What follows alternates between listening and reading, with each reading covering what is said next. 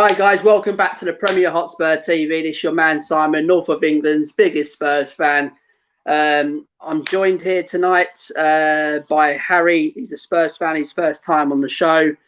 Guys, we'll be going the post-match from yesterday, guys, and we'll go for the player ratings. First off, we will ask Harry some questions about how he supported Spurs and things like that, and we'll crack on. Let me just send someone the link. Harry, I'll be back in 2 secs, okay? Yeah, no worries, mate.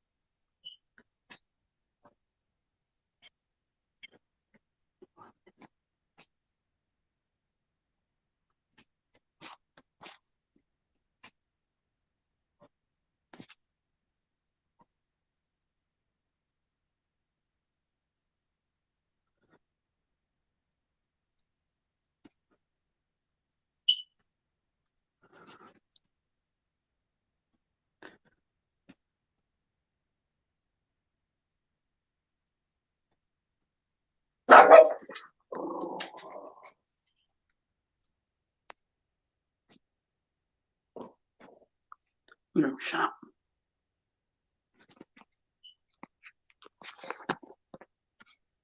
Right, hi guys, we're back in the thing. Sorry about that, Harry.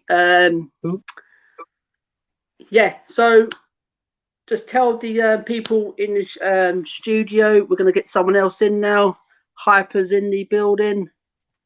Hyper, Hey how's guys, it going, pal? how are you guys? So guys, we got Yeah. Hyper. So we got Hyper in the building, guys. We've got Harry in the building. I think Lily White Lane. I've sent him the link. I think we're going to be joined by Lily White Lane as well. So first of all, Harry, we'll ask you a couple of questions before we crack on. Yeah. How do you get involved in supporting Tottenham, Harry? Been supporting Spurs for a very long time now. Like, 14 years or something. Right. Okay. Yeah. Can you remember your first? Can you remember your first game, Harry? Spurs v Fulham. Spurs versus Fulham. Right. Do you remember the score or? Believe we won 3-1. 3-1. 3-1. Yeah. So yeah. So as growing up as a Spurs fan, who was your favourite player growing up? Who actually got you excited and coming to Spurs and supporting Spurs? Who was one of your stars growing up? Probably Modric. Modric. Yeah, Yeah, very, absolutely. very good player. Yeah, absolutely fantastic. Yeah. Evening, guys, in the chat here, guys. Thank you for joining us, guys. I will be getting to these chats in a minute, guys. Thank you for tuning in. Smash the like, smash the subscribe, guys. So Harry, yesterday, tell us what happened yesterday. Go on. We'll have your view. What happened Lack yesterday? of creativity. Lack of everything, man. It was poor. Yeah. We set up to defend. Totally. Yeah, absolutely. What? Who was to blame yesterday for this? The players. I don't understand how people are blaming Jose. The players are definitely to blame. Definitely to blame. Yeah. Yeah. Hyper. Yes. Who's to blame for this, Hyper? I think everybody has a part of responsibility. Like I said, I think Jose is not exempt, or he can be criticized, yes, but I think everybody play a part, but mostly our defensive errors. Because if you watch that compilation of mistakes, it is unbelievable. So I think our problem is the defense. So I will put the blame on the defense mostly. Right, guys, we're going to be joined now by Lily White Lane. Hi, Lily White Lane. How's it going? How are we? Back on the channel again. How's it going, Lily White? Just ask the question. What went wrong yesterday? Well, a lot sorry, I can't speak already. A lot went wrong, if you ask me. But honestly, people who put it down to Jose, and I'm going to come out here and I'm going to say, if you put it down to Jose Mourinho, you're a clown.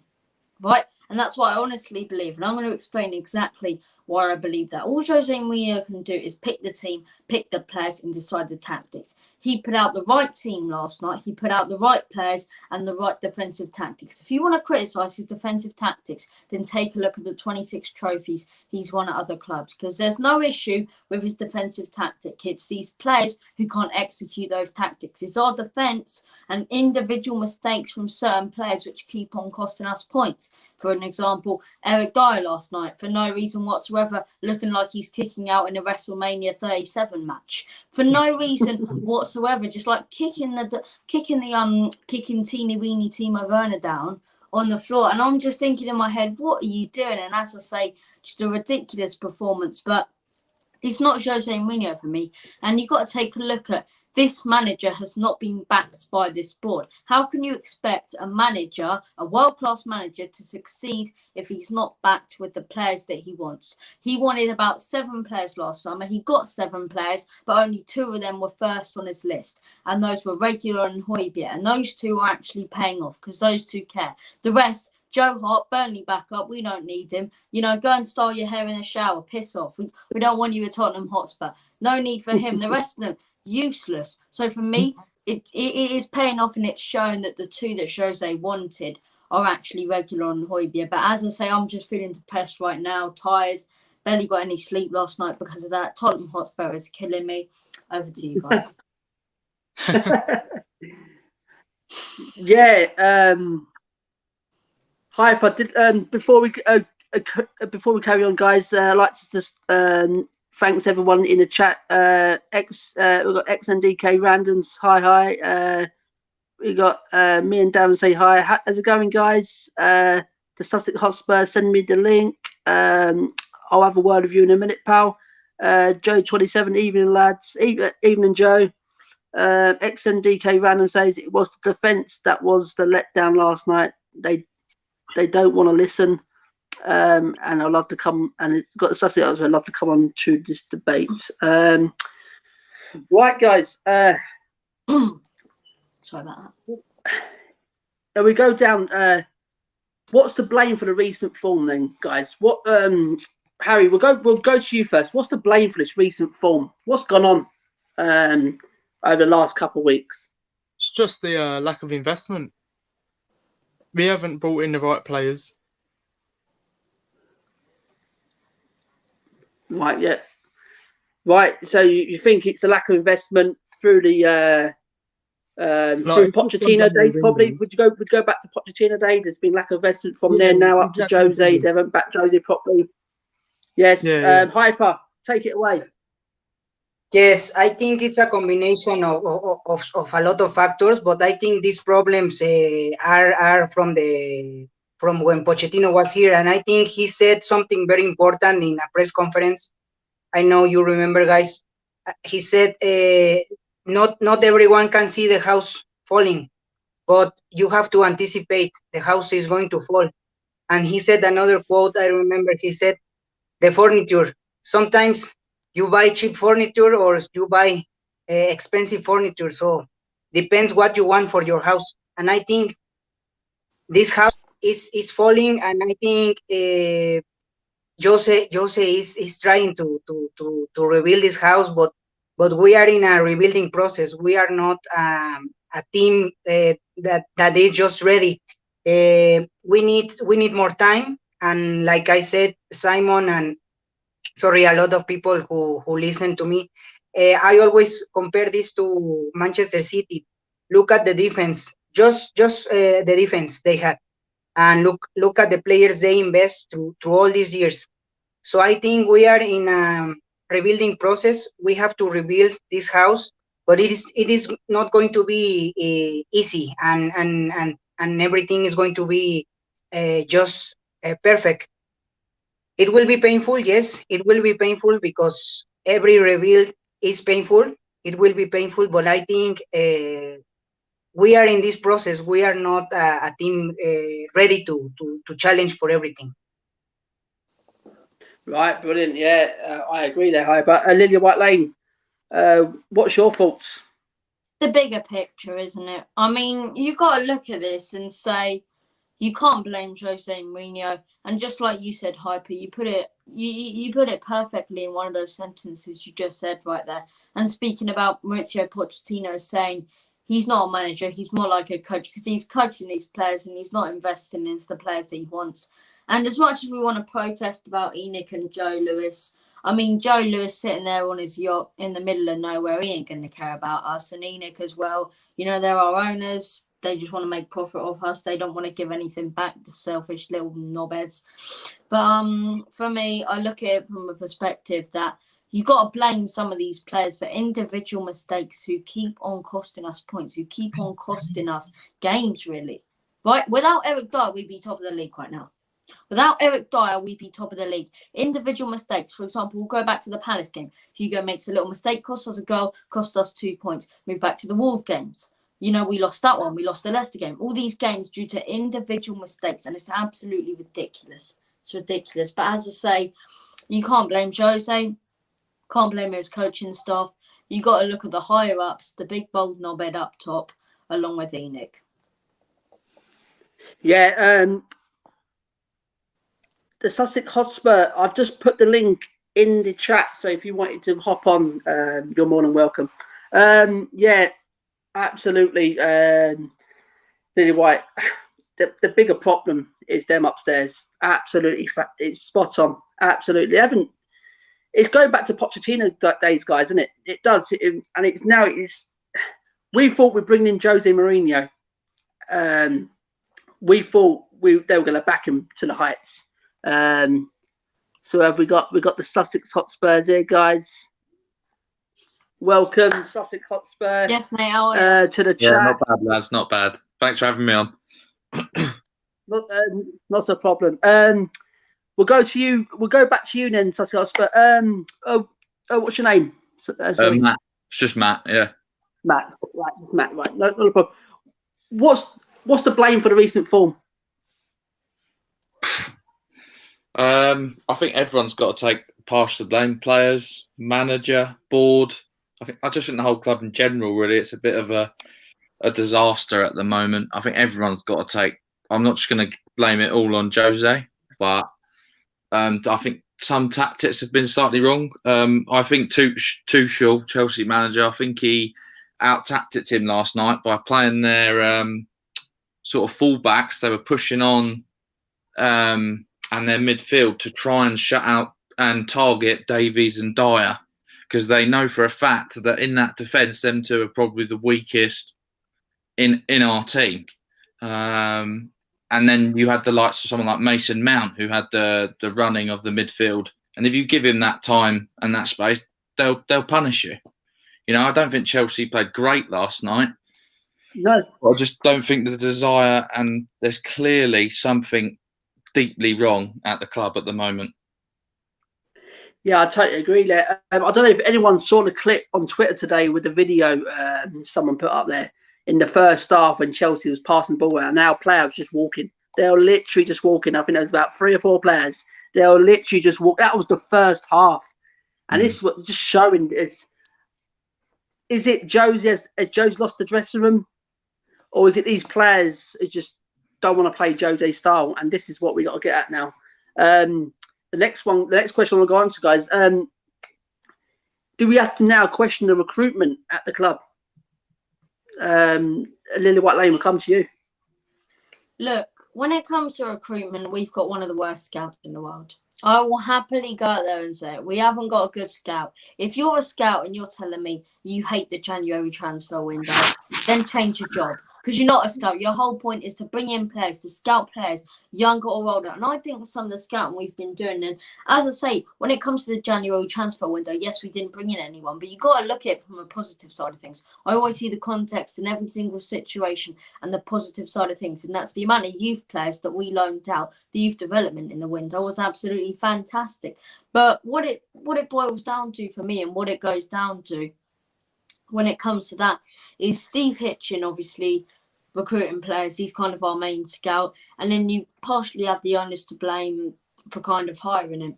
Steve Hitchin's a man for me. If you tell him to go out there and get a player, he'll go out there and get that player. But if you don't tell him to go out there and get that player, you don't demand him to go out there and get that player, he'll take his time. He will really take his time, and then eventually that deal will go away. Look at the likes of Milan Skriniar. Now, I partially put that down to the board, but you've also got to give some blame to other certain people. But as I say, I'm going to have to head off right now because my phone's on 3%. But guys, Right. it's been a pleasure coming on, and I'll be sure to jump on soon. Lily White Lane, thank you very much. Thank you very much for jumping on. Hyper, we'll come to you. Is the recruitment to point out here as well for this mess we're in at the minute? Yes, I think, like I said to you, Simon, just watching at City lineup the previous matches, we can see how much the players cost. So I think we are nowhere near that level. I think I told you a lot of things, a lot of times already this. Just look at the defense. Just look at Cancelo, at Ruben Diaz, look at Ake, look at Stones, look at all the defense they had. So I think it is unfair. It is unfair to blame it on Jose. I know Jose has had problems in his previous club, and I know fans love to blame it all on him because he's a perfect scapegoat. You don't have to do anything as a player. But I will ask you this: when Pochettino was sacked, what was the problem with the players? Lack of motivation, style of play, or what was the problem? Because I don't know why this fan base think sacking Jose will solve this problem. If you have this problem when Pochettino was here, and you have this problem now that Jose is here, I think the managers are not the problem, and I think this fan base need to be responsible, because it is very easy to blame Jose because it is a perfect scapegoat. He has had problems. He has a controversy. He's had scandals. So it is very easy for a lot of our fans to blame him and to take the blame and just sack him. And our fans believe our problems will go with him. That is not the truth. The truth is these problems are not new. The truth is these problems were here before when there was a different managers. And the truth is these problems will be here. Right, yeah, absolutely spot on. Some really good points there, Hyper. Harry, is the recruitment to blame? Yeah, 100%. It was the exact same underneath Poch. It's going to be the exact same underneath Jose. If we sack Jose, the recruitment's not going to change. We're still not going to spend 100 million every summer. You know? Yeah, absolutely spot on. Yeah. Matt, does the recruitment need to take some blame for some of these players coming into the club? Yeah, definitely. I mean, I think it all went downhill when Paul Mitchell left. When he was under Poch, and as soon as he went, there was murmurs that Poch really didn't like that, and and then we replaced him with a bit of a clown as a scout as well. I mean, we look at some of our recruitment. I mean, Doherty. I mean, that's shocking. Although we were all happy with it at the time, but it's who bought Sissoko? I mean, come on, my mum could have played in midfield for Chelsea last night. Honestly, it was that easy. Yeah, Matt, that Sissoko deal, that was the last minute thing, isn't it? We weren't buying no one, and they just spent 30 million. Just go and get him. Again, it comes back panicking, doesn't it? So it's just another panic. Don't get the man you want, and this is what happens. Well, what me and Hyper was talking about during the game, it was the Chelsea's bench versus our bench. The absolute quality they had on that bench 2 hours. It was scary. And this is why I keep saying the recruitment, everyone can easily blame Jose because, as Hyper said, he's the easy one now at the minute. He's the easy target. The board, we're going to call the board. But it's the recruitment. You've got to keep blaming these as well, because if you keep looking at that bench last night to our bench, I know Chelsea, they can just throw money away like that. But we need to start throwing some money away as well. And I think it's the problem over it. And it's not just been Jose's days or Pochettino's days. It's before that as well. It's been going on for a while at this club. And so the next one, guys, is if we do lose against West Brom, does the pressure now rank up on Jose Mourinho? Matt, go on. You take it. If he loses against West Brom, okay. If we lose and but if he plays a low block, I'm done. Like I'm seriously done, because West Brom have let in like 53 goals this season. That's an average of 2.4 goals every game. If we can't score against West Brom and we don't attack, then clearly there is something wrong. And like, he is just, it's not the club for him, or he's just done as a manager, and we need to rethink a whole new project and bring in someone who's going to be here for years. Not just short term again. We need to go back and completely rebuild. And if a new manager does come in, he's got to be, I think he'll have to come in and say, look, I don't know if I want Steve Hitchin as my scout. I maybe bring in someone else. You have to look at it from top to bottom and go, I don't just want like a little guarantee that I'm going to get backed. I want to, whoever sort of I want within reason, I want to get. I don't want a third choice. I don't want second choice. I want first, if that makes sense. So yeah. But if we play low block against West Brom, I'm really questioning it then. Yeah, and I'll definitely be joining most other Spurs fans, definitely. Harry, I'll ask you the same question, mate. If we do end up not getting a result against West Brom, is that pressure being ranked up now on Jose? Yeah, 100%.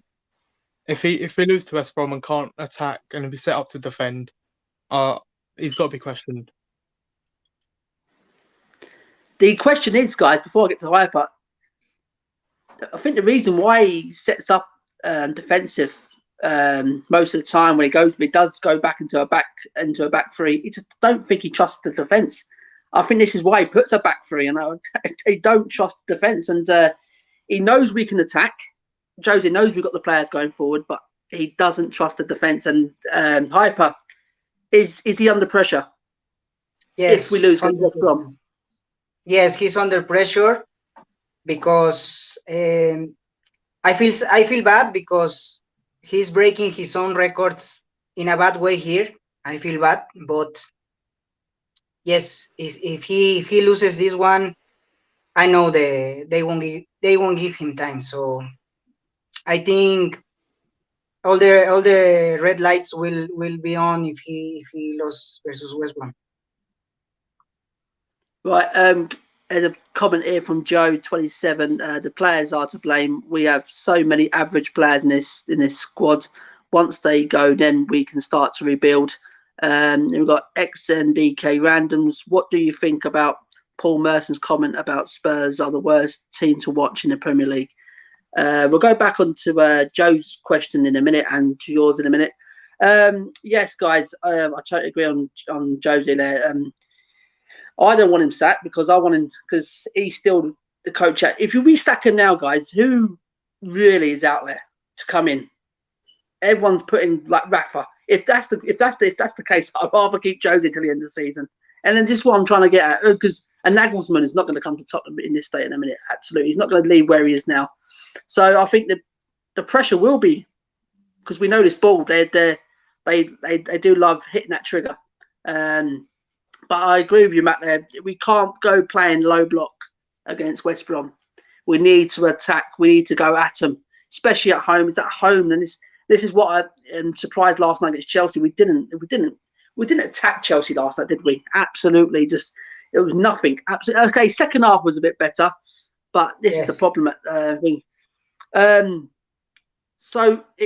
we go on to the owners, guys, Enoch and Joe Lewis. What do you want them to do? What's your opinions? What you want to put out to the owners and to the board? That what you want to see, what's going to happen at Tottenham going forward, and if they don't want to spend a club, do you reckon they should sell up? Matt, we'll go back to you. Obviously, if they're not going to spend, then they've got to go, because football these days is a money business. Whatever way, it never used to be, but it is now, and that's the way it is. And some people like it, some people don't. But if you don't move with the times, or you don't adapt, you're gonna become extinct, and we're gonna be a laughing stock until we spend. I don't just want us to spend. I want us to spend in the areas that we need, which would be a new right back, a really good centre back, a creative midfielder, because Lo Celso's always injured. You're never sure what Dele you're going to get. I'm hoping for a revitalised Dele when he comes back. I mean, I can't see him doing any worse at the moment.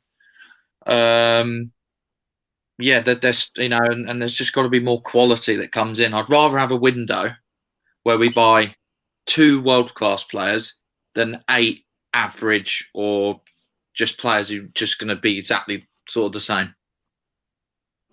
Totally agree. Absolutely, totally agree there. Harry, what's your message to the board?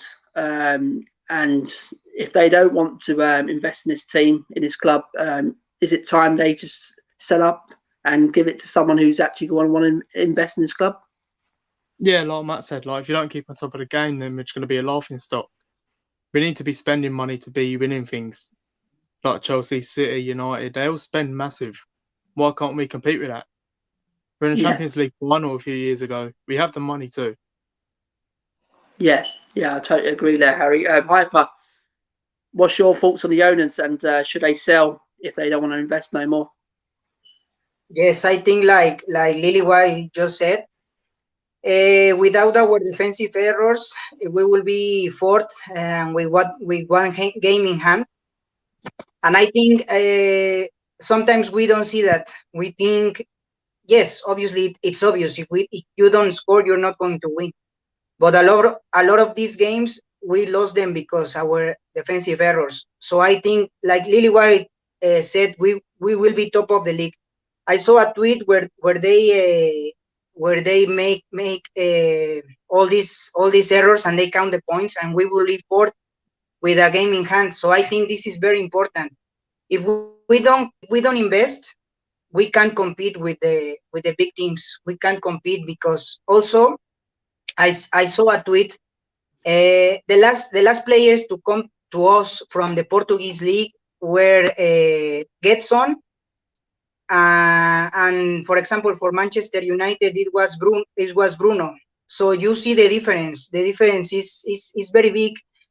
So I think Bruno should be with us.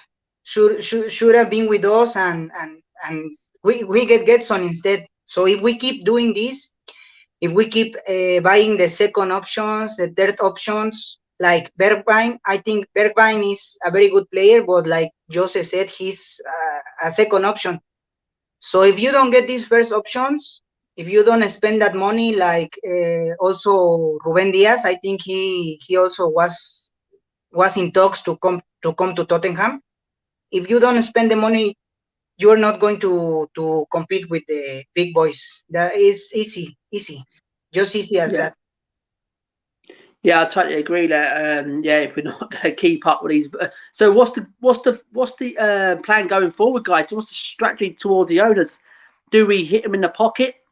Not buy no more stuff from the shop, online, stop going to games? Is that sort of saying to hit them in the pocket, Matt? Is that some sort of way we can go forwards to make him realise that enough's enough? You've got to invest in this team. Well, I think, put it this way: if we're playing like the way we are still in the next few weeks or whenever when we're allowed back in, there will be no one there because no one's going to want to watch it. The players might be doing it themselves to get the owners out. I don't know. I mean, could you imagine not buying anything Spurs just once every season? I mean, Yeah. it's always nice when the new kit comes out and you go, "Oh yeah, I do like that." I mean, it's going to be hard. Hard, not to resist. Yeah, I think it might have to be more a peaceful protest in the stadium when we're allowed back in. You know, but it needs to be proper. You need to have banners. I'm not saying run on the pitch and do like what West Ham did. oh yeah, we need our voices heard, definitely. But we just don't know what ENIC's plan is going forward. We don't know, you know, if Mourinho picks up and they go, right, we've really got to back him in the summer. And even if they get a new manager in and they think he's the next one, they might back him. The problem is they're not coming out and telling us their plan. It's quite a closed book. And the problem with Daniel Levy is he's paid by them. So I do feel a bit sorry for Levy because I think he's the yes man to him. He has to do as he's told by Joe Lewis. So I don't think the problem's with Levy because I do believe he has the best at heart for the club. Like I can tell that he loves Tottenham. Like he's around that area. He loves the stadium. He was there for everything. But Joe Lewis has never been to a match ever since. That's the question. I've seen him there a couple of times, and I can't see any more than a couple of times. No, you actually spot on there, Matt. A peaceful protest. Yeah, I've heard speaking to a couple more Spurs fans about that, and I think that's quite a good plan going forward. Harry, how do you see it? Yeah, I think we also need a peaceful protest. Like obviously, like Matt said, not like the West Ham protest, but we just need something for the ball to hear. You know. Yeah, it's hyper. Is that the way to go forward? A peaceful protest to make our voices heard, to make our opinions heard, that we've had enough and we need desperate investment in this team. Yes, obviously. I think things, sadly, things are not going to change because these people has a lot of power and they have a lot of money. So when they decide to sell, they will sell. But sadly, nothing is going to change because they feel comfortable, and also they got this new stadium. They just want the people to come in to gain profit from the new stadium, and these people is okay as long as this team finish inside top 4, top 5, maybe get Europa League, maybe be lucky and get Champions League. These owners are happy. So I think nothing is going to change until we hit rock bottom, and maybe that is not the best thing, but yes, we need to start to agree on some things because we can have differences in the style of play or in the selection or in a lot of things. We can have differences, but I think we have to attack the main problem, and the main problem are not obviously even the players, because they play their part, they are just not good enough. So I think even the players and even the manager or the staff or the coaches, the management team, they are not to blame. We need to attack the real enemy, and the real enemy are the owners, because I think, like I just said, the owners are very happy. They don't care. They just see their finances, and they have a good balance in their wallets. They see their finances are healthy. So I think no need for them to invest. So nothing is going to change. Sorry to say this. Sadly, nothing is going to change until we hit rock bottom and until fans start to wake up. Right. Yeah. Brilliant. Brilliant. Couple of good comments there, Hyper. Hyper, I think there's someone for you here. Is it this a comment here? Is it someone you know? China. I don't know, but thank you. XNDK says boycotts the sales. The head boys want a concrete on the money. To hit them in the wallet. Yeah. I think that's probably the best way to go forward, guys. Hit them in the wallet, hit them where it hurts. Tell them what we want, and we're not asking for the world. That's the problem. That's what they got to get at. We're not asking for the world. We're asking just to invest. I don't think they've invested properly in this squad over the years. So, guys, Matt, we'll start with you first. Do you reckon the players, since Jose's come in, the players with signs, which ones are Jose's signs and which ones he hasn't asked for? I think Højbjerg is the Jose man. I think Reguilon is, because obviously he came out and said he's always admired Jose. I don't think Doherty is, even though Jose's come out and obviously said he saw him when he played for Wolves. He was a nightmare for us to come against, but it just hasn't worked. No. Whether he needs like a whole pre-season and maybe relook in the summer, and maybe because he had COVID and things like that. I know a few people that have had COVID and it's not easy to come back from. So in that aspect, and he's not really playing that much, maybe you give him a pre-season next year and see what he can do. Who else did we buy? Vinicius, I don't think that was his first striker. I really don't. Because if it was, why wouldn't he play him when Kane was injured straight away? Like, it doesn't make any sense. Like, he brings on Bale, who's like been pretty useless, to be honest. I hate to say that, but like the guy doesn't even look like he really cares. He's just almost just come back for like just somewhere he's loved again, and he'll just like, he knows it well and he knows the league, but I'm not sure about his sort of ability anymore. I think Real Madrid have absolutely just killed him off, to be honest. I think he's just, like people say, more interested in golf. I'm trying to think who else we bought. Rodon. Rodon. I actually do like Rodon. I just think he's in such a bad defence that even if you had Van Dijk in our defence, we'd leak goals, because in terms of a team, it's not good enough. Even from defence to midfield.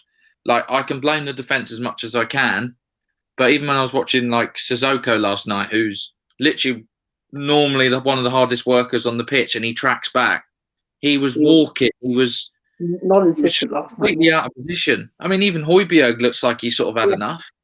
Yes. Yeah. We were seeing quality from him at the beginning, and now he's like, "Why should I bother if none of you would even like just show for the ball?" So Matt, you're saying maybe one or two that are Jose signings, and the rest are literally just being thrown, just literally been thrown in, right? Harry, do you agree with that? Which ones were he signings and which ones do you think it wasn't? I agree. Just probably Rodon, Højbjerg, and Reguilon. Do you reckon Rodon? I think that's been chucked on him. I really do. No, I don't think it was Skriniar. It was definitely Skriniar. He wanted Skriniar all day long. I think, as you said there, we didn't want to pay the money, and they said, "Here, we've got someone at Swansea here. It's going to cost us next to nothing." That's not a Jose sign at all. I think that's been chucked on him. Hyper, which ones were Jose's and which one did he ask for? Yes, I think Rodon was obviously a 50-50, because it was not the first option, it was not the second option, but I think at the end of the day, obviously Jose has to look at the player, and also Joao and Jose, they have to look at the player, they have to look his style, everything, and I think at the end they said, yes, we are okay with Rodon. But I think, yes, Rodon was because we didn't get our two first options. But I think the other players, I think Bale was also 50-50. I think maybe Doherty was a cheap option. Obviously, yes, it was the same 50-50. I think the player Jose wanted 100% was Højbjerg, and I think maybe Vinicius as his second option. He really wanted that second option, but I think Sergio, Højbjerg, and Vinicius, I think they are all just signings. The others are 50-50 or something like that. Yeah, I totally agree there, Hyper. Guys, if you're in the chat, guys, keep on coming with the chats, guys. Smash the like, subscribe if you already haven't. Ask us any questions, guys. So we've gone on about that. So what's your ambitions for the season, Matt? What do you reckon realistic can Spurs achieve in the form we are in now until the end of the season? What do you want Spurs to do? Well, I think we're all running, really ready for that trophy to come. Whether a League Cup's enough, I don't know. I would like the Europa League, to be honest. That is a way of getting in the Champions League, and he can win it, Mourinho, because he's done it before. Whether he gets long enough, if the players keep letting him down in the league, is another thing. But in the league, I don't. What are we 8th at the moment? Yeah, I think it's 7th or 8th. Yeah, it's around. Again, we've got to rely on other teams not to. So we've got to rely on Arsenal not to win, and obviously Aston Villa are playing Arsenal tomorrow. So one of them is going ahead of us, or a draw.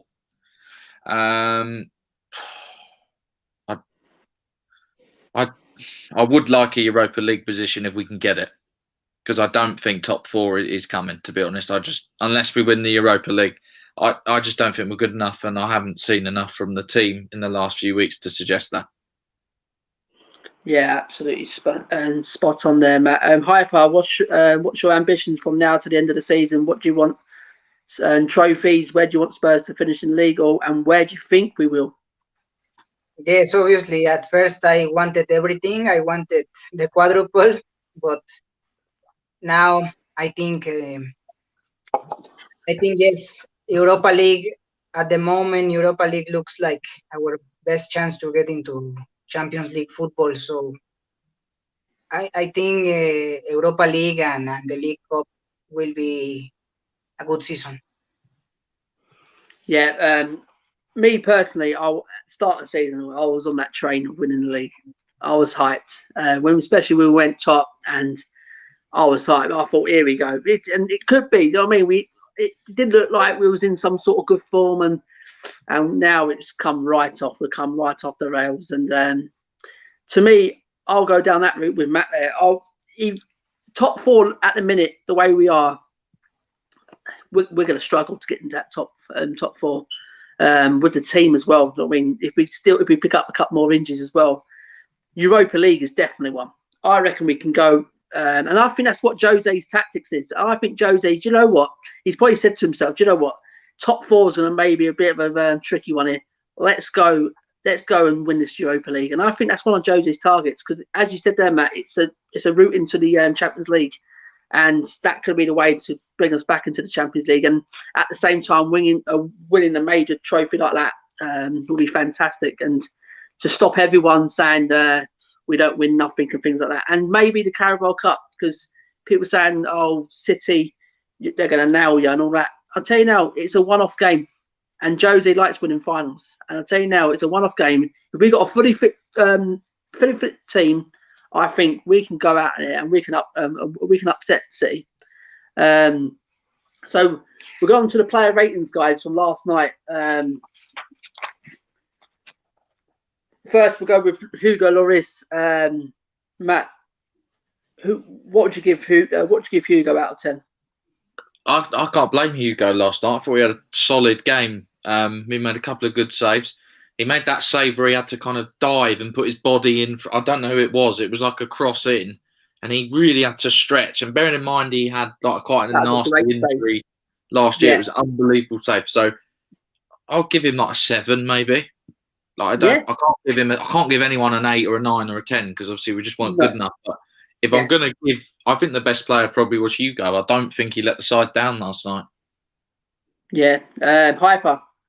Hugo out of 10, mate. Yes, I feel very bad, and this is not fair from Eric Dyer, not fair for Hugo, especially for Hugo, because he has let him down not just one time, not just twice, not just once, not just twice. He has let him down a lot of times, and this is not fair for Hugo. And I think he did a very good job yesterday. I think if Vinicius scores that header, I think we go with a point. But yes, I agree with Matt. I will give Hugo a 7. Yeah, I've got all mine down here, and I'll give him a 7 as well. Yeah, spot on that. Aurier, Matt, out of 10. I don't think he was the worst player last night. He put in that beautiful cross for Vinicius, and he should probably have buried the header. He didn't really do too much wrong defensively, to be honest. It was more in the middle last night. 5. 5. I'd say 5. Right. I think he was like just in the middle. Like, yeah. Right. Okay. Yes. That's exactly what I've put him down for as well. 5. So Hyper, are you going to agree with me and Matt and a 5 for Aurier? I think I will give him a 6 just because I think all the rumors that he had a bust or a fight in the dressing room. I think he demonstrates he's here for the team, and that is very important. So just for that, I think I will give him a 6. Right, 6. So we've got 2 5s, so we'll give him a 5. Yeah, I respect your 6 there, Hyper. Yes, Toby. yes. Toby, what do we give Toby? Hyper, we'll come to you first. Toby. I think, like I said, our whole defense is suspect. I think our whole defense as a unit is very bad. And Toby, I love Toby. I think he has to play every game for me. In my opinion, he has to play every game because he's our best center back. And yes, just like I think he was not to blame yesterday. I think he did his job. But again, Eric Dyer letting every player down again. I will give Toby a 6. Right, give Toby a 6. Everyone in the chat, guys, give us your prediction. Give us out of 10 for each player. Smash the like, subscribe if you already haven't. Matt, Toby. Definitely wasn't his best game last night. I feel sorry for him. He's getting older. He's lost definitely a yard of pace, exactly like Vertonghen last year. 5. A 5. Yeah, I gave him a 6. Hyper, what did you say? Did you say a 6? Yes, 6.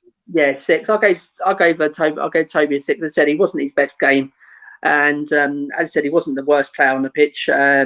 We got the Irish Hotspur here, guys, in the chat. Can't stay long because I'm going on with Chris Gowan, man. But big ups, Zion. Smash that subscribe button and help him out. Yes, guys. Big up David Harris. The Irish Hotspur, I think he's about 18 or 17 away from the big 1K subscribe, guys. So go over to the Irish Hotspur, guys. Let's get him to 1K by tonight, guys. He knows everything about Spurs. He's a passionate fan from Ireland. And, yes, he's an absolute top lad. Yes. So, Matt, did we say Dyer? Matt, we'll go with you. Eric Dyer. Oh God. Okay, I know he made the mistake of the stupid. He made quite a few blocks after that. Like, they had a few shots outside the box. I just don't rate him. I'm gonna go for a 3. I think. A 3. Yeah. You're brave on that one, 3. Hyper, give us Eric Dyer's out of 10. I think besides from his little mistake, I think he was good. He blocked some shots, and I remember a shot they were going to score, and he blocked it. So I think I will give him a 1. Yeah, exactly what I'm going with Haifa, Matt. Exactly what I gave Dyer 1. Absolutely. Not hard. I He thought was one might have been really harsh, but I should have said it. horrendous. And do you know what, right, guys? I was watching someone else's channel earlier, and they come up with like he's made 6 absolutely blunders. 6 blunders, which cost us games. And I didn't realise. No, do you know what? I didn't realise. I went through all the games, and I didn't realise he's cost us so many points. Yeah, 12 points. I don't know why Jose keeps playing him. I just really don't know. Jose must have something over him. The Irish Hotspurs come back. He said, big up, Simon. You're a gent. Hit me up and we'll do something on the show. Yes, David, I will do, pal. I'll get something together and I'll definitely have you on the channel. It'll be massive to have you on the channel. So thank you, guys. So, guys, please, for the last time, get over to the Irish Hotspur. Make sure you get into the 1K by tonight, guys. And next one, guys, at the 4 at the back, Ben Davis. Go on, Matt. You would give us what you thought of Ben Davis. Well, I mean, if we've given Dyer 1, then I don't think Davies was really much better, to be honest. So I'm probably I'll give him a 1. There we go. We'll go 1 for Ben Davies. Awful, honestly, worst left back ever. Haifa, what do you reckon? Yes, I think Ben Davies was better than Dyer, and I will give him a 2. A 2. I went with 1 as well for Davis because I don't think it was non-existent last night again, guys. So I'll definitely give Davis a 1. I just don't know what he does. That's the problem. Seriously, we played that bad. I totally forgot he was actually playing at one point. Then we're going to the 2 in midfield, the 2 holding. Hyper, we'll come to you first, Sissoko. Very bad, very bad. I like Sissoko, but yesterday was very sad to see him. All the spaces they leave in our defensive midfield, it was horrible to see. They were running like it was a preseason game or some training match. It was very hard to see. Obviously, because that position you need a partner to play with, and it was sad to see because I love Højbjerg, but it was sad to see we didn't have a defense and like Matt said, Sissoko is always working. It is a guy who plays bad, but you can trust him. But yesterday was just horrible. I think this is, if not the worst match I ever seen him play, the second worst match I've seen him play, because he didn't offer anything going forward, and the worst thing is that defending, he was not existent. So I think I will give Sissoko a 3. Right, a 3. Right, Matt, Sissoko. It is the worst I've seen him play in terms of just like no passion, no.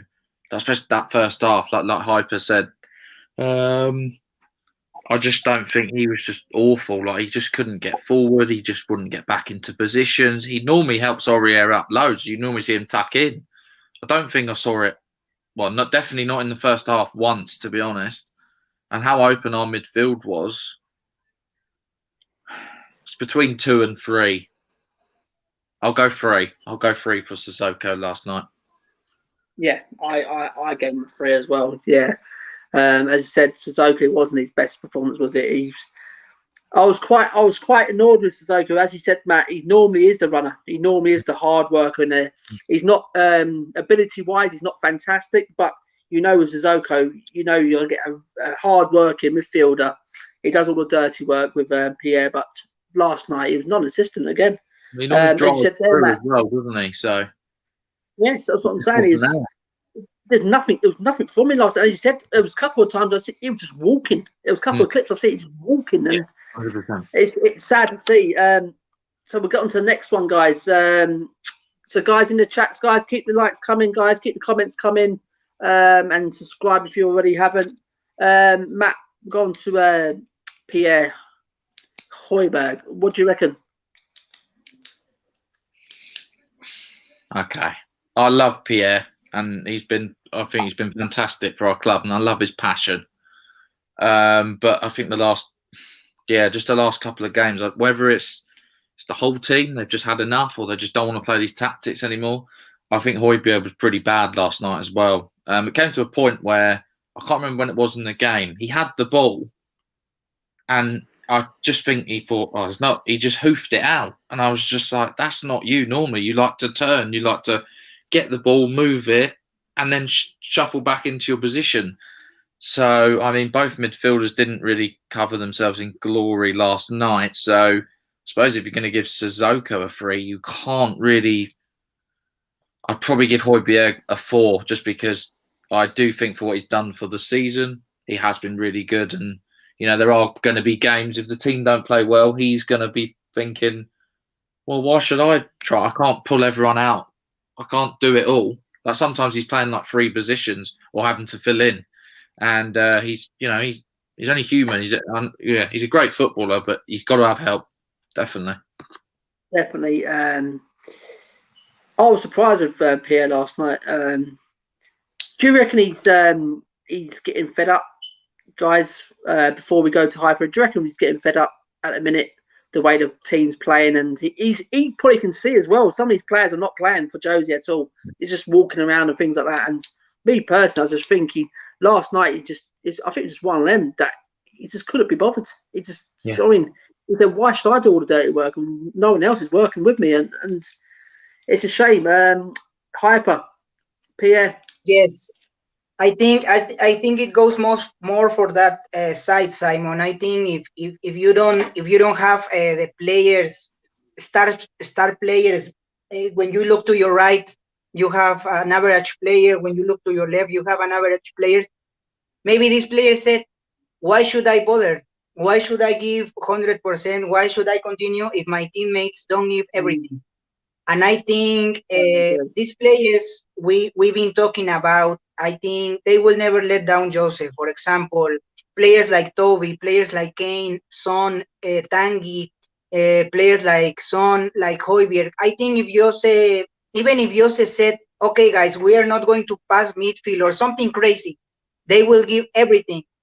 I don't think they are fed up with the tactics or the system or anything like that. I think it goes more from this side. I think after the Liverpool game, when lost that Liverpool game, the first one, I think all the players had a breakdown mentally, physically. They had a breakdown because we had this sand castle, like the castle you build in the sand when you go to the beach. We had this, but just in a second it went all down. But these players are not mentally strong to build again, and that is the problem. And sometimes a lot of players, if they are world class, like Son, like Kane, they look to the other players and they see no passion, no commitment, no desire, and maybe they said, "Why should I bother? Why should I play, give everything, put my body on the line if my teammates are not doing the same?" Sorry, guys, my battery has just finished. See you. Right, yeah, I think his battery's gone. So yeah, Matt, we'll go on to Bergwijn. Okay. Out of 10, what do you reckon? I've tried giving this guy like time now. Obviously, he's been here over a year now, and there's glimpses that he can be a really good player. Whether Jose's shackling him because he just keeps defending, and normally without him in the team, our defensive shape isn't great anyway. I just don't really see what he does, to be honest. He's got so much pace that you can see, and I'm just like, go and take someone on, take a risk. You know, just try something different, take a shot. You know, with Mora, when he came on last night, he at least turned a man, and I know the shot went quite high, but there was a glimpse of like, that's what you kind of want a winger to do. You know, someone who's going to take it by the scruff of his neck. In terms of rating for Bergwijn, 5. 5, yeah. As said, Matt, yeah, you spoke truth there.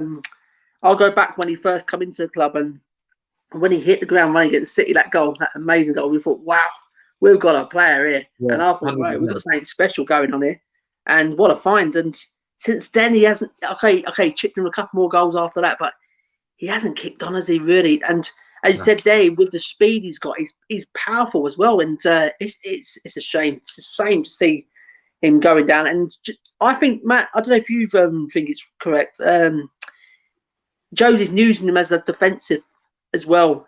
It's affecting him going forward a lot. He's because he's tracking back because a lot of teams keep attacking us. He seems like he's in our own half most of the time, in the opposing's half, and I think we're burning Berger right now. I'd like to see him just to keep. We're paying to go down the wing to create chances, and at the minute he's getting paid for just tracking back with Aurier all the time. So yeah, I'll go. What did you say? You'll give Berg 1.5. You said. Well, I don't think he did much wrong, but he just didn't do much. So I can't give him like a 3 or a 2 because, to be honest, none of the attack was great. But what service did they get? The midfield didn't connect with the distribution. So I can't really have a go at an attacker. Like even if we had Kane on the pitch last night, I think I would have. I just don't see the result changing. Right. So we'll go on to Tungi. What do you give that out of 10? I obviously I love Tungi, and I think it got to the point last night where he had got fed up and he was like, "None of you are doing anything. I'm going to try it myself." And then there was 3 Chelsea midfielders all on him, and he showed like glimpses of what he can do and getting past people, but then eventually it's like, well, yeah, you've just run kind of nowhere. There's no one supporting you. So you're either going to get fouled or you're going to lose the ball or it's going to go out or whatever. But at least he shows some commitment. But I think like with Højbjerg, them two have completely dropped off recently. Like, are they just getting to the stage where they're like, why am I even trying? Why am I the only two? Why are we the only ones who are trying to get this team and lift them when they're Absolutely. Okay. I mean, he showed glimpses. He tried 5. I think 5's fair. I don't think he was better than that, but I don't think he was worse, even though he got subbed off. And before I'll give you mine, Matt. We've got Paul. Thank you, Paul. You're fantastic in the chat last night, mate. Are we still back in Jose? We'll answer that question in a minute, Paul. If you hang into the chat, mate, I'll ask Matt his opinion on that. Alexander Hill, and hi, how's it going, Alexander? Thank you for coming into the chat, guys. Smash the like, guys. Subscribe if you already haven't. Ask me and Matt any questions, guys. And Hyper says, sorry, my battery. Yeah, it's all right, Hyper. Not a problem. So yeah, Tungi. Do you know what? I'll give him a 6 with Tungi. That bit of brilliance in the second half when he took on, then he nuts. I think it was Mount. I think something like that's what he can do. He's an unbelievable player, and he's not his fault, as you said. Him and Pierre at the minute, they must be thinking, what are we doing? We are literally trying to win these games, and we've got average players around us.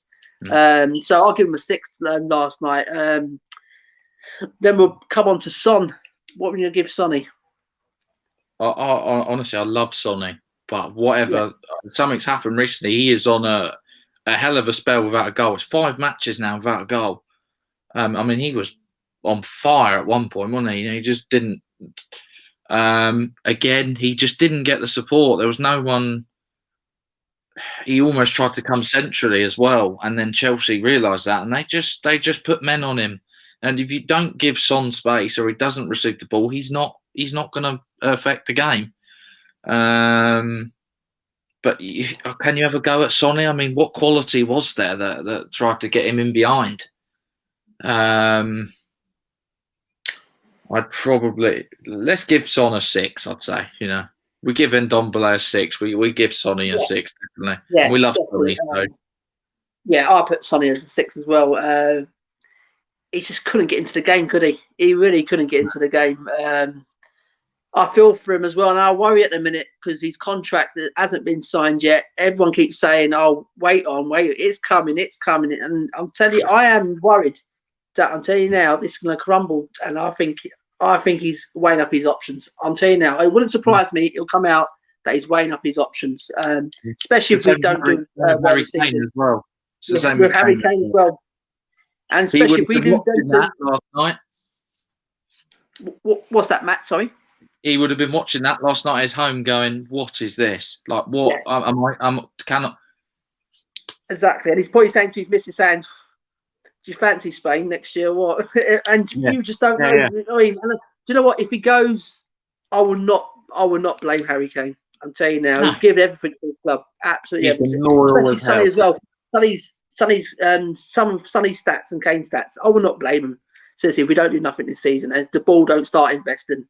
And the last of our 11 is Carlos Vinicius. So, guys, in the chat, bring in the chats. Ask us any questions, guys. Smash the like. Subscribe if you already haven't, guys. Carlos Vinicius, Matt. Again, I feel really sorry for him. You know what? He hasn't had that many minutes in the Premier League. That's something I can say Jose's got to have a part to blame on that. Even if he gave him 10, 15 minutes when we're winning, when we're beating teams convincingly and the game's done, like even against Leeds, could he have come on? You know, just for, again, you're trying to play Kane for 90 minutes, but you're playing him every game. Eventually, his body is, well, it's broken. His ankle's like glass, isn't it? As soon as you hit it, exactly. It could be disaster. But Vinicius, you know, when he held up the ball quite well,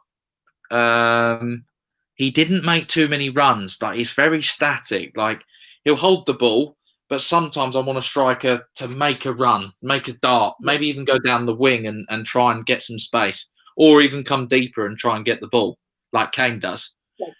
Spot on. About to say that. Yeah, 100%. He obviously missed the header, golden chance. Oh my God! I thought that was in. I was up, and I thought, what? But yeah. So what we're going to give Carlos?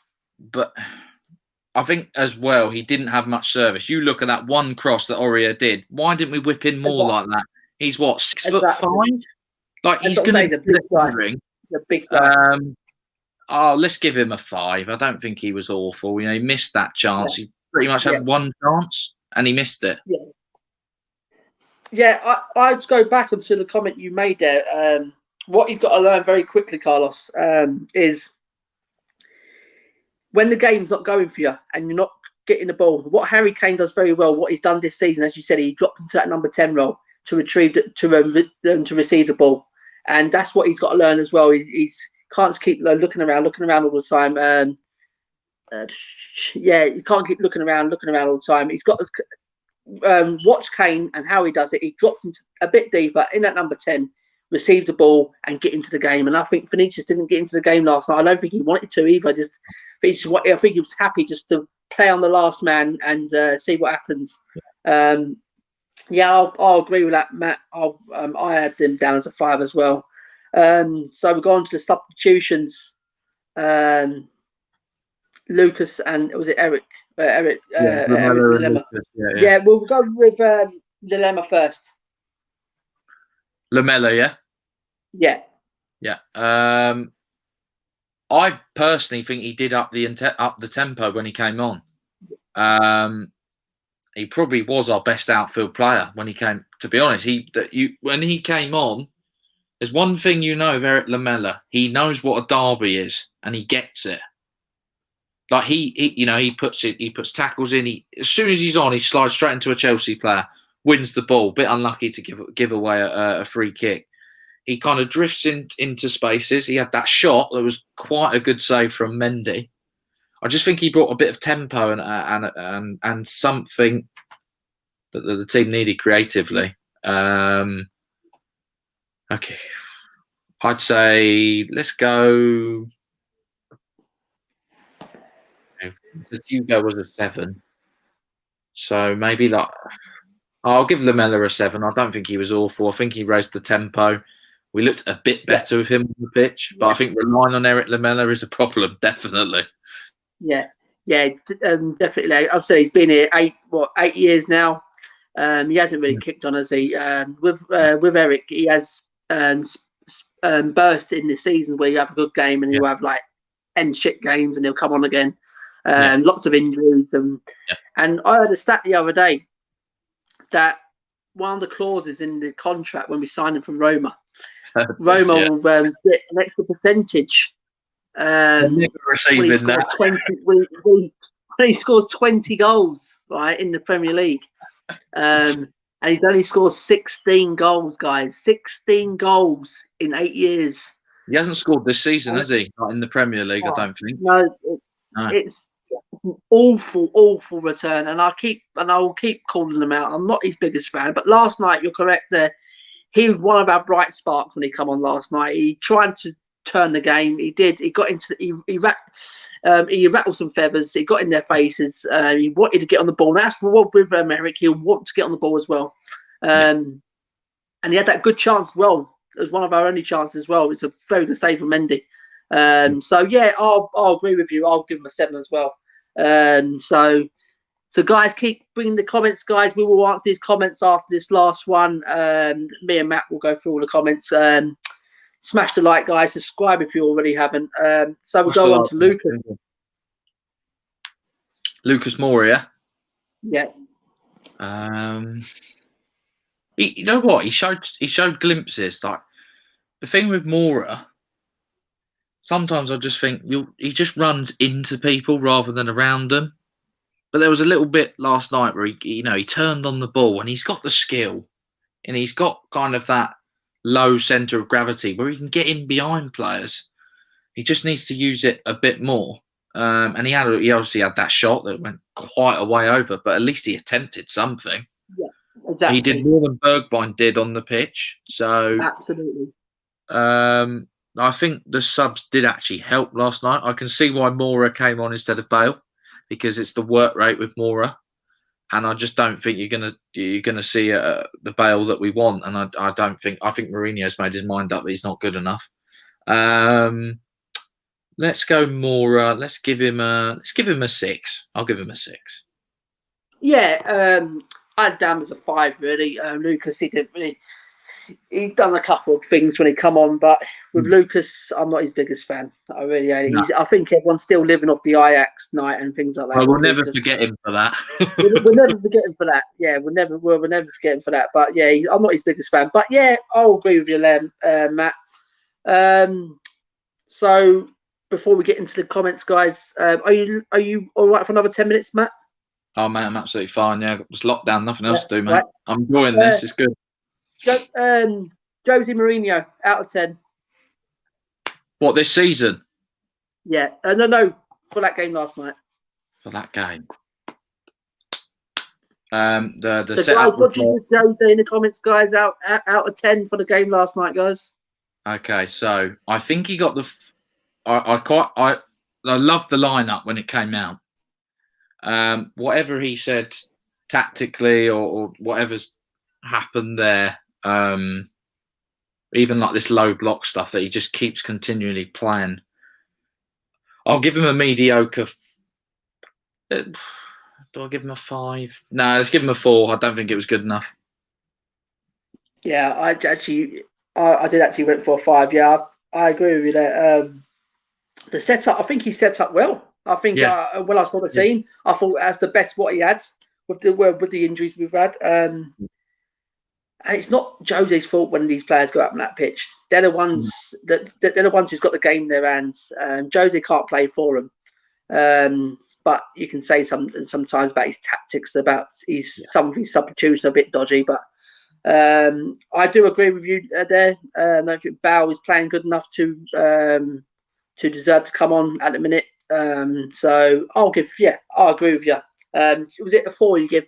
4, was it? Yeah. We'll give him a 4, yeah. So Matt, we'll go back on some of his comments. If Paul's still in the chat, are you still backing Jose? I said it at the beginning. I will back him if we lose to West Brom or we draw to West Brom and we play a low block and I see boring rubbish football, it is done for me, because West Brom are the worst team in the league. Like, there is that, we've already beaten West Brom this year, and I know they're a bogey team of ours, but we need a result, and it can't be like a 1-0. We've got to go and get some goals, and 3-4-1 I'd be quite happy with. We'll probably concede because it's just our defence. I will back him, but if Sunday goes badly or we're not happy with it, I believe he'll be gone.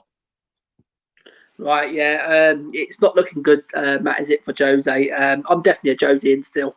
Even if we don't get a result on the weekend, it'll be frustrating. It will be, but I'm backing him. I don't know if he's given enough time yet. He hasn't been given the players he wants, so I'll definitely back Jose at least to end the season, and then let's see what we've won and where we are in the season. But I can see where you're coming from there, Matt. It's looking peak for him at the minute. It really is. So Hyper says we need a Celso. Yeah, we'll get on the Celso in a minute. He says exactly, if Kane and Son went to Madrid, I won't blame them. Yeah, me and Matt was saying that. We don't blame them. In the turn 17 says Jose Mourinho is so boring. His style of play is boring. Yeah, I agree to a certain extent with that, Intersh. Paul says the only way I'll be happy to sell Kane if we invested every penny back into the squad. 100%. I would not want to sell Harry Kane at all. To me personally, this guy is so important to his football club. Absolutely. But if it comes to the play where Kane wants to go, I won't stop him. But yeah, correctly. Get the right deal for him. And I tell you, don't go and get 7-8 players like we did with the Bale money. Go and get 3 or 4 quality players. And do you know what? That we might become an all-round team then, because if we got the quality, we won't be relying on one player all the time. This is what we're relying on Kane every single time. So what do you reckon of that, Matt? Liverpool did it with Coutinho, didn't they? And Suarez. They got rid of them both and they invested. But whether I trust this board to invest properly is another matter. Yeah, and absolutely. That's definitely my worry. That is the worry. Lemma, he was fighting, and he had our first shot of the game. And with him, he was not good, but not bad either. Yeah, was just saying that. And we got Alexander Hilton. If we want fight, we might as well start Danny Rose. No. I'm sorry about Alexander Hilton. Thank you for the comment there, mate. We respect your opinion, but I would not want to see Danny Rose back in his team and the way he's treated us. No. Paul's come back to say, I would rather see Sirkin at left back over Ben Davis. Correct. Absolutely correct. And Hyper says, I'll give 0 to Jose for playing Dyer. Yeah, I forgot one about that one, Dyer. Harry Kane has until 23-24 season. Yeah, Alexander. But money talks. If money talks, if someone goes 200 million, like, you think Levy's going to go, oh no, we won't sell him. Yeah. And this is and as you said there, mate, you're absolutely spot on there with Harry Kane there. Absolutely. We can't sell him. He's such important to this team, but we can't force him if he wants to go. And as you said there with the Coutinho, what Liverpool did, let's quality, not just 7 players, like 3 or 4 quality players. And as you said there, Daniel Levy and the board, they see pound signs. They saw it with Bale, and they'll definitely see it with Harry Kane. If someone comes in, how much do you reckon he's worth, Matt?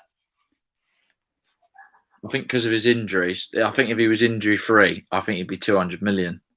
I think with the injury, between 130 to 150 mil for me. I'd still think that's a good deal, but I just wouldn't sell him. I want him to break Jimmy Greaves. That's the point of this, you know? Do you know what, right? And as you said there, I think Harry Kane wants to. Yeah. I think he really does. I think this is the club he wants to stay at.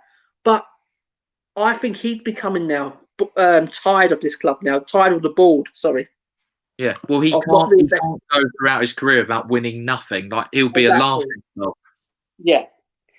And someone like Harry Kane deserves a trophy. I don't care what anyone says. Yeah. in his 17th age, Jose Mourinho needs to stop change his style of play. We don't pressure that much.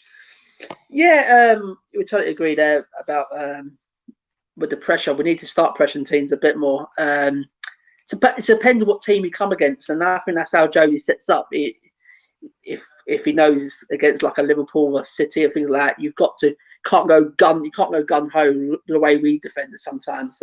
But as what you said there, Matt, against these smaller teams, no disrespect to like West Brom, thing, we've got to go attack them, especially at home. We've got to go out all attack. And the other question, Matt, I was about to ask you: do you reckon these having no fans in the stadium? Do you reckon it's playing a massive hit in this? How this league's gone this season? Was surprised like Everton was up there, and then Tottenham was up top, and then United was now it's City. Do you reckon it's having no fans in the stadium? These teams going away from home, having no fear, and this is why we get some surprise results. Yeah, you got your teams like Brighton, like Burnley going to Anfield, who were unbeaten for nearly 3 years, no fans, and they lost. It makes a difference, definitely.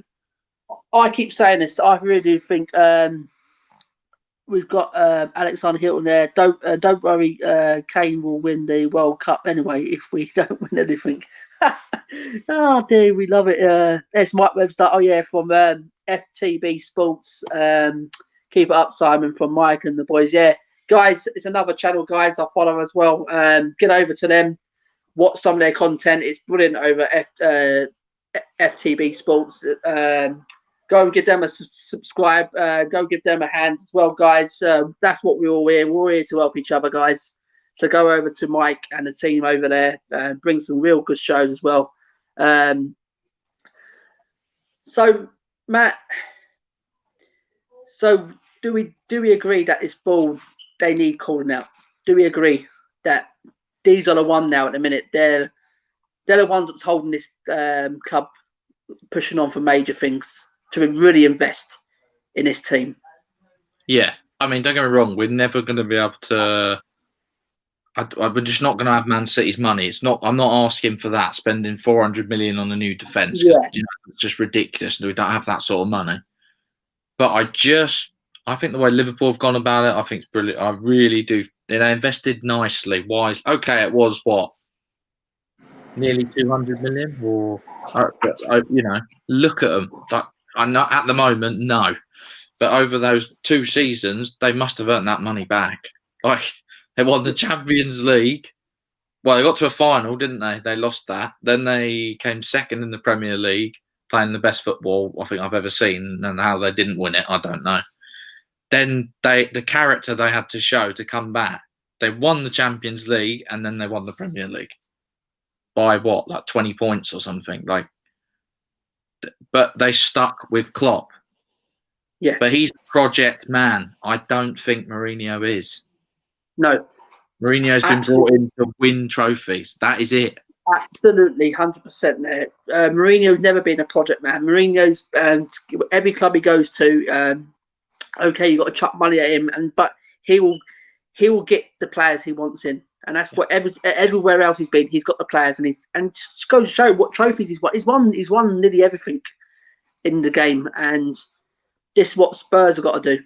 We've got to give him the money. We've got to give him the players he wants, because I think he'll get tired of it.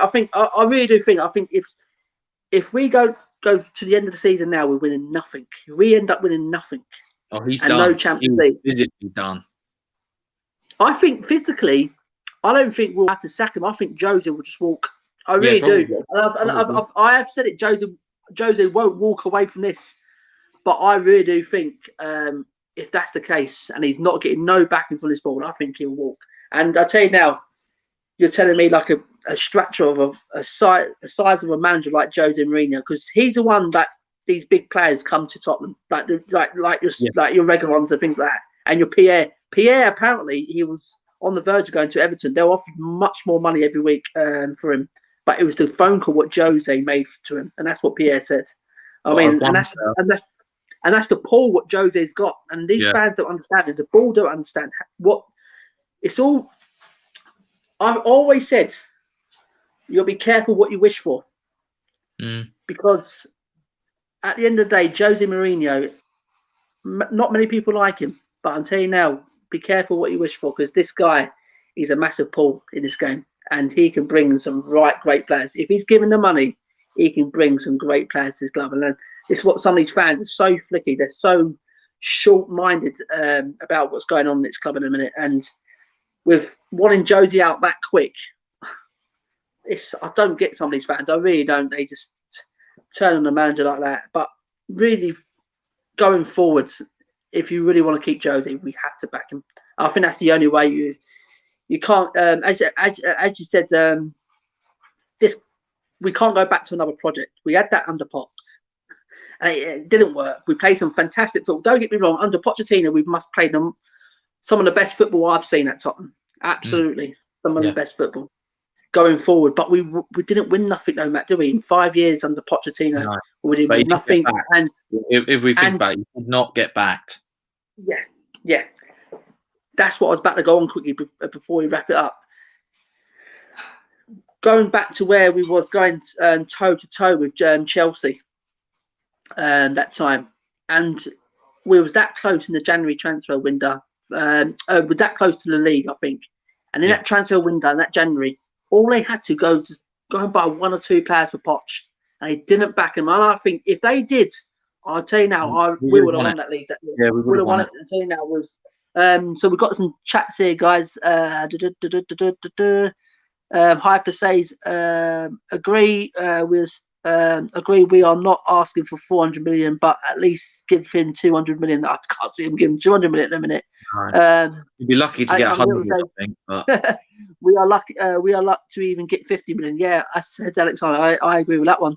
Ty AFTV will win in the Europa League. Ty, if this is the real Ty from actually AFTV, the real Ty. I don't know, but welcome to the chat, mate. We welcome anyone in this chat, mate. And we'll give you a good shout, Ty. If you are the real Ty, we'll give you a good shout, mate. Trust me. In that Europa League. Hyper, just give Josie the cheese, and he will bring world-class players. His pull is something else. Yeah, we totally agree that Jose Mourinho's finish. He has dinosaur tactics. Ty, if you are the real Ty, I tell you now, I love to have you on the channel, and I'll fix it up. Actually, for the moment, I think at the moment you can't. He has got his tactics are questionable. At the moment, like I say, if we play a low block against West Brom, then there's something really bad going on here. Definitely. Yeah, absolutely. So we got Hyper at Thai AFTV opinions of Mulpie. It's a disgrace and a cheat. I hope Brighton what? Yeah, that's still in my head when I'm watching that. That's fantastic. As Mike Webster, he says, where is the board finding the money though? No fans are coming through the gates. Nobody is throwing the monopoly money we have seen in previous seasons. We're seeing more loan deals than ever. Yeah, I totally agree with you, Mike. There, I don't know Matt's point of it. I understand where you're coming from. There's this massive pandemic going on. There's no money coming in, and but surely, Mike, for over the season, when we qualify for the final Champions League and things like that, we must have built up some money for transfers in that pot. So where's that money gone? That's what the question I want. Where is that money gone?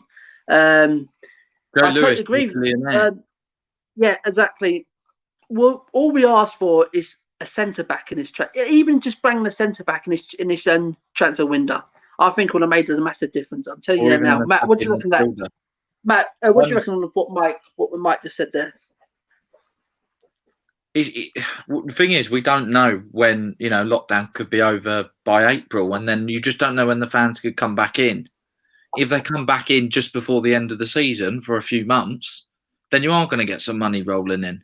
They still sell merchandise. We've still got TV money. There is money going into that club, and they've got bonds that have been loaned out for the stadium. So they don't have to worry about that. They're paying that over a long course of time. So there is money there.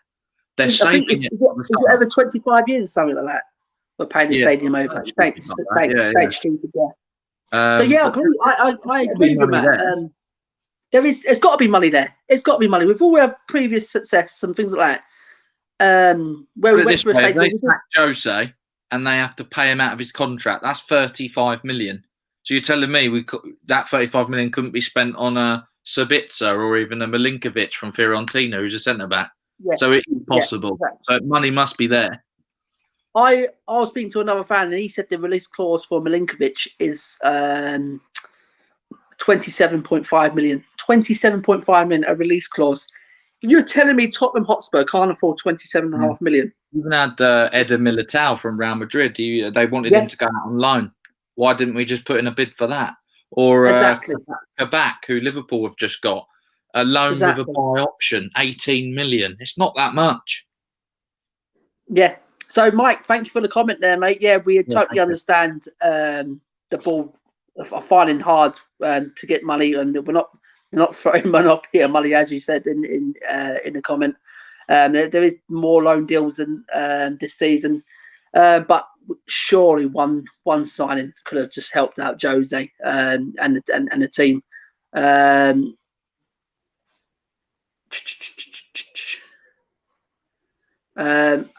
Ty AFTV says relegated. Hyper says exactly football is changing.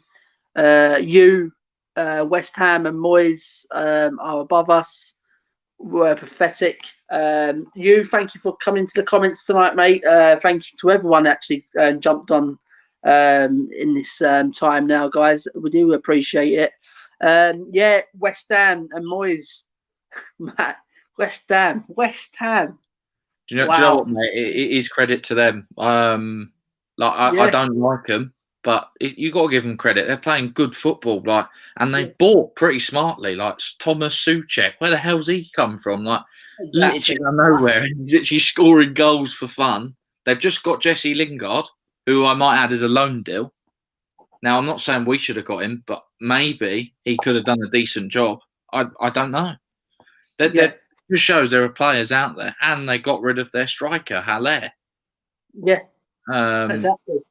So they're rebuilding. But do you know what? All right, big up to David Moyes. Fair play to him, mate. He's doing a great job down at West Ham, and he's learned from his mistakes. You can see it. And do you know what? Their owners just put out to shame, really, when it comes to getting players, and the recruitment come down to recruitment as well. What a great spot that is! Their fans had a protest, didn't they? So it must have made a difference. This is what I'm saying. Exactly. But you don't need to run but we've got to do something. We've got to do something. Yeah, definitely. Ty AFTV again says Arteta will. Who did you triple this next season? Yeah, go for it, Ty. Absolutely. Think, mate. I tell you, dreaming, lad. That game at a time. You got Villa tomorrow. They're not easy to beat. Exactly, absolutely. Alexander Hilton at Mike Webster, probably from the TV money. Yeah, that's what me and Matt was saying. There is money coming in. We have got money there. They're choosing not to spend. And from shirt sales, yes, we said that. Your owners doesn't have an ambition. You could question their owners. What have they done over the last 10 years? Don't come at us. Yeah, it's a tight. What Matt said there. Come back at us about your owners, because you've been shouting out for them for your fans were troops and that were saying Gazid is out and all that, and now you got a few players in. You're going, oh, lovely. Yeah, pathetic. But seriously, mate.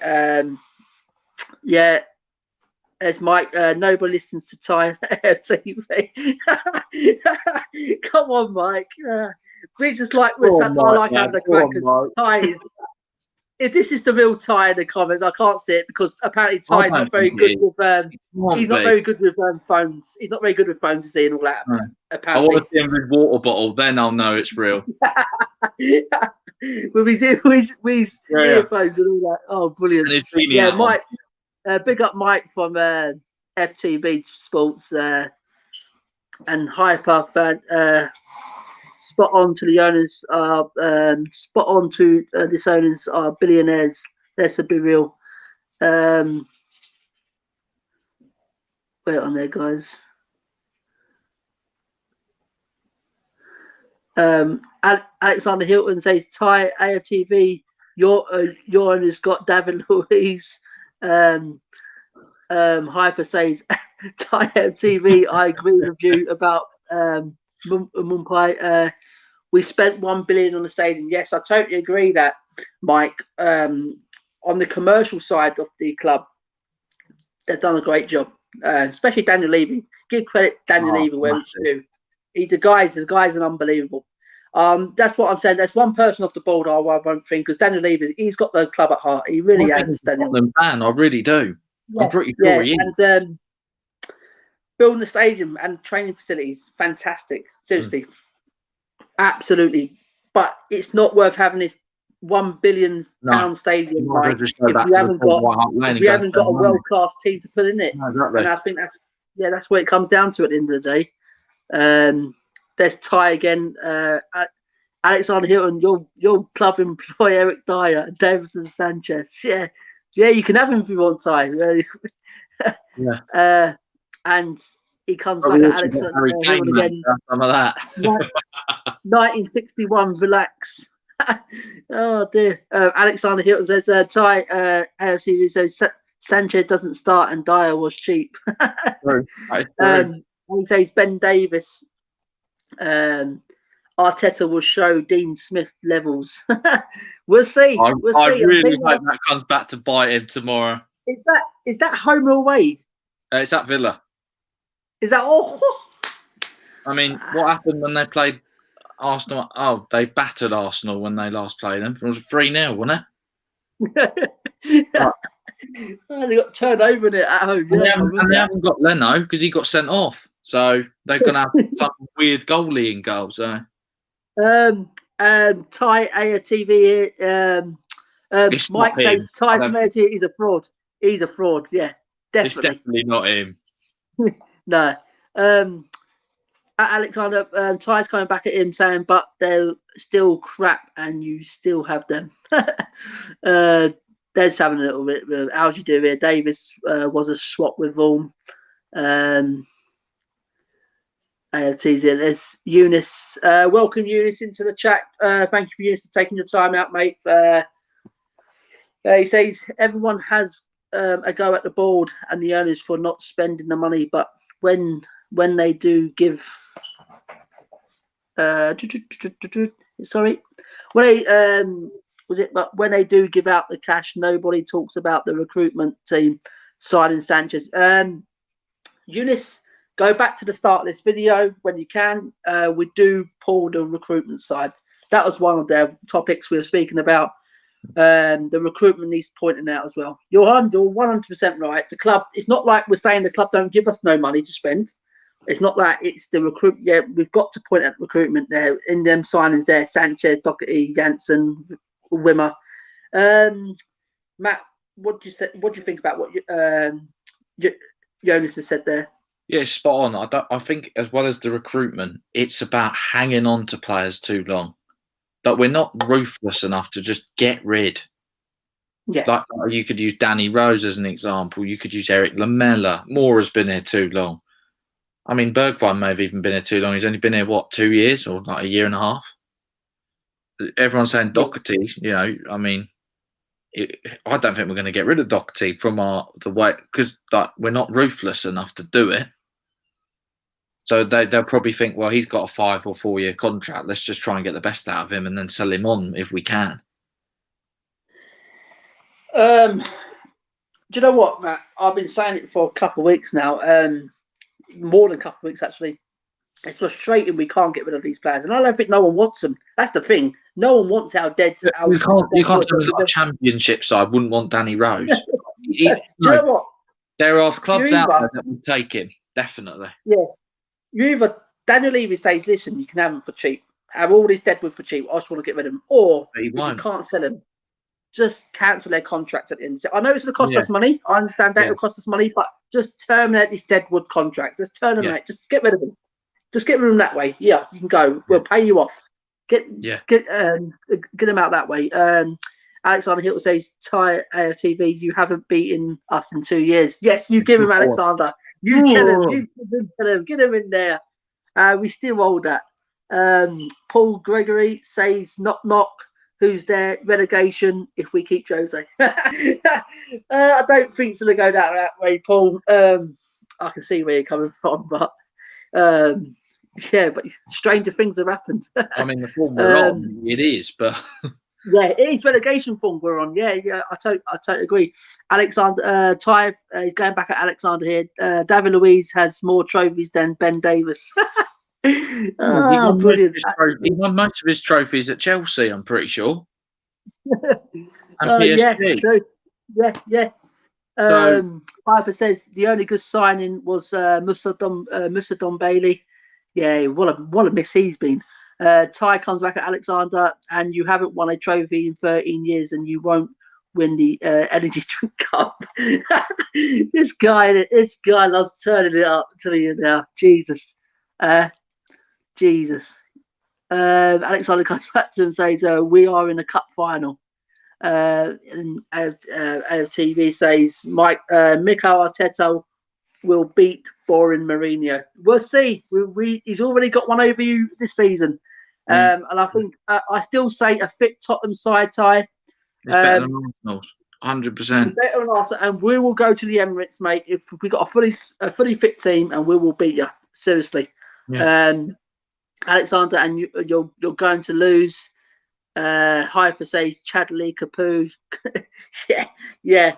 These sort of shit players, I'm telling you now. You can just roll them off on the conveyor belt. These shit Arguably, players, though, you could say that Chadley's better than Lamella. He scored more. Yeah, whoa, that's it, Matt. You knocked it on the head. He did score more, and I think he was. Do you know what? He wasn't that bad of a player. He wasn't a bad player, I didn't think. He had moments. Yeah. Alexander's going back at Ty here. Son and Kane versus David Luiz and Mustafi. Good Who's night. won? There's only one winner. Jedlin, Fazio. Oh yeah, Fazio. Remember him? Stambouli as well. Jesus Christ! You forget about all these absolute shower shit we've had over the years. Yeah. We've had Ty here. Hashtag. Let's arrange a debate show purely on Enoch and Leavely and do it on your channel, mate. Yes. Definitely, Mike. I'll be in contact with you, mate. We'll definitely have one, and I'll get a few. I'll get a few more guys on, and we'll definitely have a couple of hours at it, mate. Because we can, as I said, you can speak all night long. Who's the problem at this club? And I love it because every fan's got their own opinions, different opinions as well. Yeah. One will say the manager, one will say the board, one will say the players. I mean, one will say the fans are the problem. You know what I mean? So. Yeah, we'll definitely arrange that, Mike, in the next couple of weeks, definitely, 100%. Hyper says Wimmer and Ender, for Jesus Christ, it's just absolutely. Nkudu. Yeah, we got Nkudu instead of Mane. That was quality, that one, Jesus I think Christ. Gedson's got to be on that list as well, hasn't he? Jensen, oh my. Gedson instead of Bruno. So. Ty, going back at Alexander here, Mustafi is in Germany. I don't know what's that about. All right, Holding's crap. Yeah. As he gives you less depth in your team. He says, Ty says, Aubameyang and Lacazette have more trophies than Kane and Son. Who scored more goals? Who scored more goals? Exactly. Seriously, I'll tell you now, they can't lace Kane and Son's boots. I'll tell you now. We've seen Aubameyang this season. He can't hit a barn door. Yeah. Here we go, Janssen and Nkudu. Where's Salgado? Where is he? Big up you guys. We have to beat Big Sam surely, or else it's just over if we don't. Yeah, me and Max has gone over this, guys. Will the pressure build up on Jose if we don't beat West Brom? And Matt said he doesn't want the low block, Matt, and he wants us to go from the start. No. And we've got to beat Big Sam. We've got a Big Sam. He'll set them up too hard to beat. You know what these sides are like, and especially against Tottenham. Everyone turns into prime Barcelonas when they come to our place, and you can see it happening now. I can see it now. If they're going to sit behind the ball, you've got to attack them. You can't sit back. Exactly, 100%. And you got Ty here. You guys ain't winning nothing. We'll see, Ty. We'll see. We'll see. We got more chance of you, mate. We're still in the Carabao Cup final. We're still in the FA Cup. Are you still in the FA Cup? We're in one final, so that's good. Are you still in the FA Cup, Ty? Oh yeah, you got beat by Southampton. Arteta will smack up Mourinho. Yeah, we'll see. AFTZ's a lack of threat is carrying your attack. I have more threat than Aubameyang. Brilliant. Ty, this is going back and forward. These ties should be good. And you're nothing without Kane and Son. Yeah, we know. But they're nothing without Lacazette and Aubameyang. Like you could just say that about anyone. Yeah, exactly. Ty's just going on here thinking like he's like the Man Cities and the Barca's of the world. They've got quality players all around. Because Arsenal are like up there, like a bit high. Like they're still below us. Just saying again. Man team. Yeah. Alexander's going back at Ty say you haven't seen on Dombele. Kane and Son is 28 and has no trophies. He's going back at Alexander here saying Alexander doesn't realise contribute that much. Ty Simon, yo, yeah, we'll big you up, Ty. If you are the real Ty, you want to come in here, we'll give you a debate, pal. We'll give you a debate. You get slaughtered there, mate. Alexander Hilton, Ty, AFC, we are in the cup final, and we will see. And Josie has already cleaned Pep's bald head before. Well, we got him next week, haven't we? Yeah. Oh, yes, God. we have next weekend. Your team is one of the biggest bottlers in football history. We'll see. We'll see, Ty. 2005, 2006, Mourinho 2-1 Arsenal. Energy drink cup is nothing. It's boring competition. Oh, he would take that all day long. Eunice says selling Carl Walker Peters may have been crucial for us on the right, even though we got Højbjerg, but I don't even know anymore how all this will be fixed. Yes, Eunice, we're feeling your pain as well. Join the club here. And Carl Walker Peters, yeah, it could have been turned into a good right back. I didn't see much potential with Walker Peters. Yeah, he had a couple of good games, but he looks like he's gone to Southampton. He's getting game time, and he's looking really good. They've missed him recently because he didn't play in the 9-0, did he? He's injured. No, he didn't. No, he didn't. No, so that's the problem there. Hyper says Mourinho 1, Arsenal 0. Arsenal 0, Mourinho 2. That was just in 2000. All you guys do is sit back and long ball it to Kane and Son, expecting something to happen. And what do you do? Bar like this last month or so since you've gone into an amazing run. But what exactly have you done? There's Hyper there. Yeah. So guys, thanks for everyone in the chat tonight. As I said, you've been great. Thanks for Ty popping in. I think we've got the real Ty. I don't know if it's the real Ty. If it's the real Ty, you can come on, definitely.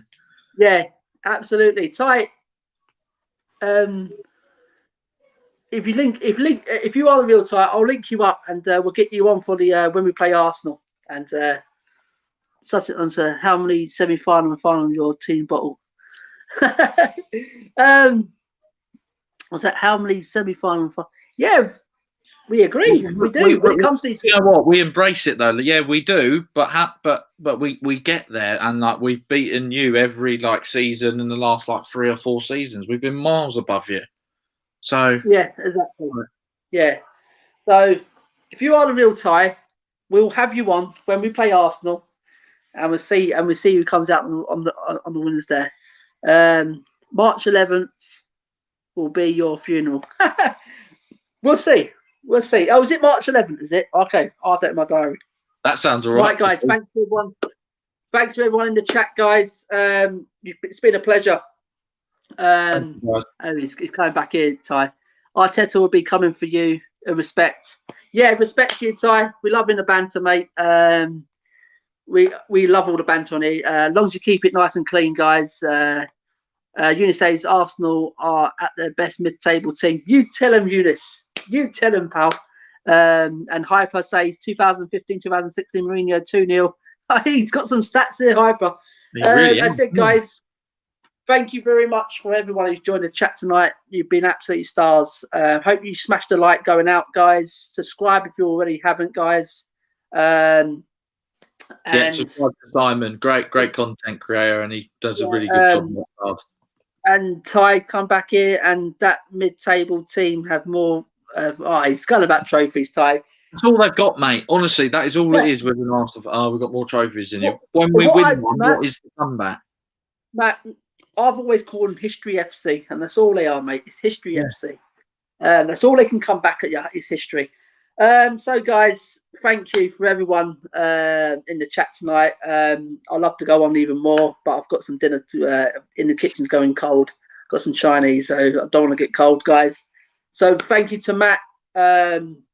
Been brilliant. He's been a debut on the channel. He's been absolutely superb, Matt. Definitely will have Matt back on the channel even more now. Thanks to Hypo, come on earlier. Harry, who come on earlier. Thank you, guys. And we'll just see it out here. LTV, your club is dead, and the only thing is left his trophy. Ty says you can't give them what they want. Yeah, okay, Ty. Good night, Ty. Night, Ty. We'll see you on the 11th. So, guys, thank you very much for joining the chat tonight, guys. It's gone a bit longer than what I thought. Smash the like going out, guys. Even if you're not a Tottenham supporter, Ty, give us a sub, mate. And subscribe if you already haven't, guys. We've been Premier Hotspur TV. I've been Simon. This has been Matt, guys. Thank you very much, guys. Good night. God bless. And we'll see you tomorrow with another one.